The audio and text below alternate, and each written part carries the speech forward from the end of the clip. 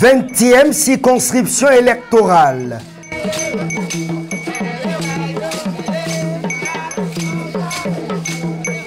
Cette partie du pays a célébré en différé ce samedi 26 mars 2022 la Journée internationale de la femme. Au-delà des réjouissances, cette initiative des femmes, membres de l'OFR entendez, Organisation des femmes républicaines, vise à expliquer aux femmes ce qu'est l'égalité des sexes aujourd'hui pour un avenir durable.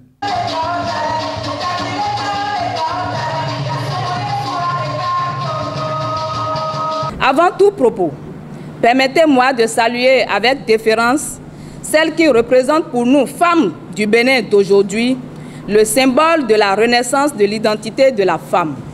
J'ai nommé la première dame, notre maman nationale, notre grande sœur, Madame Claudine Benayon Talon. Pour avoir prononcé le nom de la première dame à l'entame de son allocution, Constantine Adandé, épouse Soulaïman, déléguée de l'OFR dans la 20e circonscription électorale, a eu droit à des applaudissements bien nourris.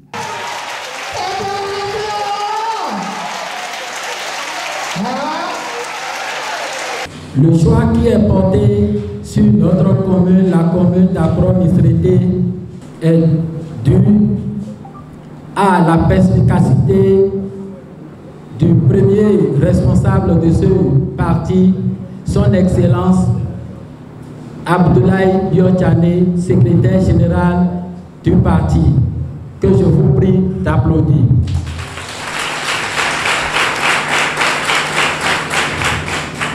Je vous prie d'applaudir également tous les responsables à divers niveaux, particulièrement toutes les femmes qui quotidiennement ont mouillé le maillot pour que cette journée ait lieu.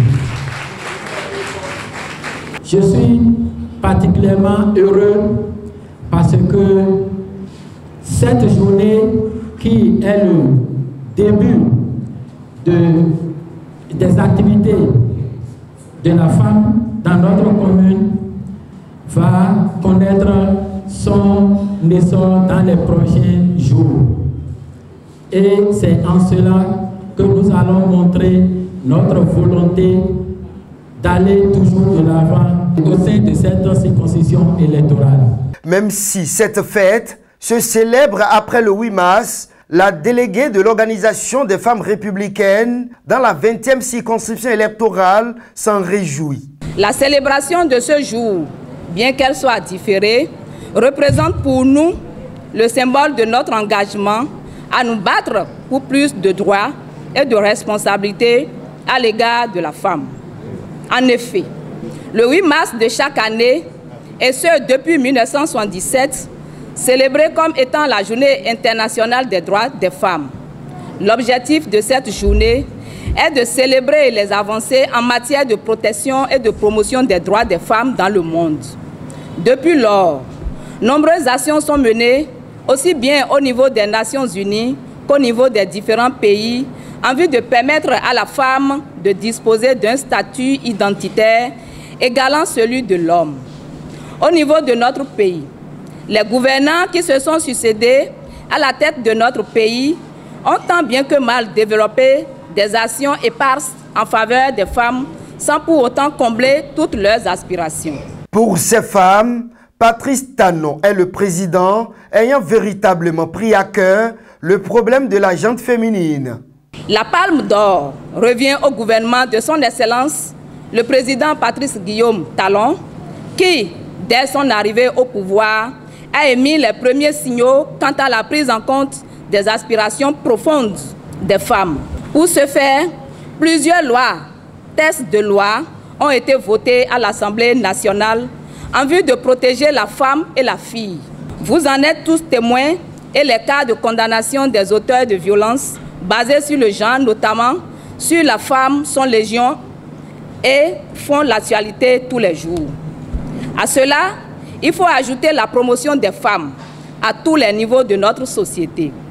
Le pays dispose aujourd'hui d'une vice-présidente, une première dans l'histoire socio-politique de notre chère nation, le Bénin. Plusieurs femmes sont promues à des postes de responsabilité qu'elles assument avec abnégation, détermination et volonté. Il s'agit d'un symbole fort que nous saluons avec déférence. Barthélemy Adigbono, Françoise Nouagbo, maire d'Adjong, les députés Mathias Kouanou et Paulin Gbenou et d'autres personnalités politico-administratives étaient aux côtés des femmes de l'OFR pour célébrer l'événement.